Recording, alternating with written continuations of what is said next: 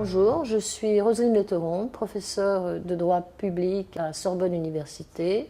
Je suis membre du Centre d'histoire du 19e et sous ma direction vient d'être publié un ouvrage qui s'appelle « La laïcité dans la tourmente ».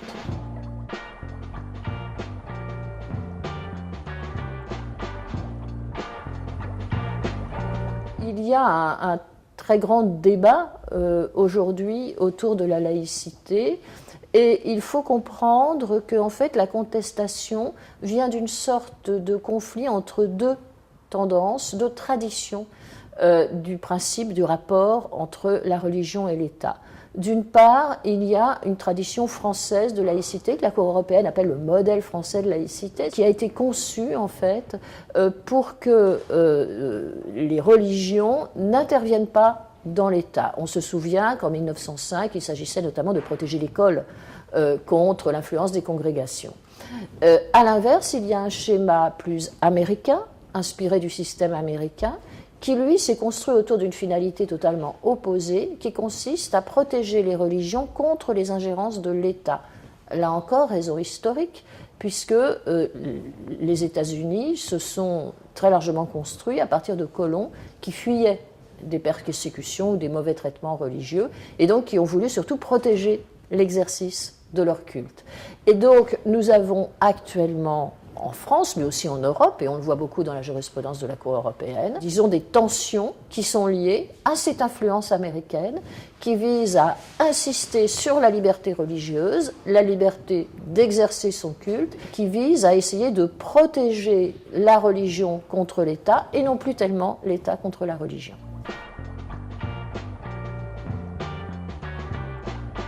La loi de 1905 permet, au contraire, de développer un système juridique qui, en quelque sorte, assure la paix publique et le vivre ensemble. Et donc, ce n'est pas du tout une loi caduque, parce que c'est une loi qui a évolué depuis 1905, notamment sous l'influence des juges du fond, mais aussi du Conseil constitutionnel. Il a été acquis par la Cour européenne qu'il existait un modèle français de laïcité supposant la neutralité.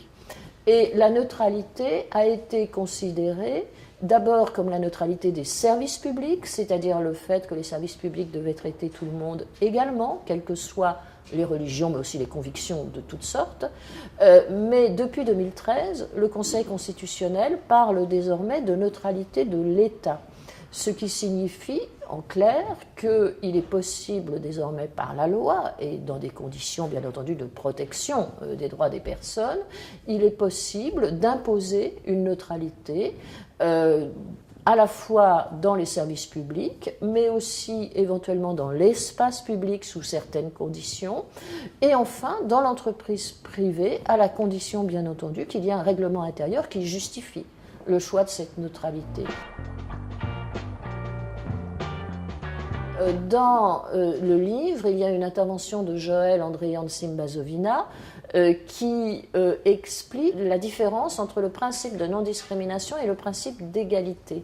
Et le hijab running révèle cela. Il est revendiqué par des personnes qui revendiquent la liberté religieuse. On peut voir une opposition non seulement juridique, mais aussi sociologique entre le principe de non-discrimination et le principe d'égalité. Et quelque part, le principe de non-discrimination peut être revendiqué pour lutter contre l'égalité devant la loi. Et donc là, ça devient un problème qui devient un problème de société, effectivement. On a une opposition entre la non-discrimination et l'égalité qui est très intéressante à étudier.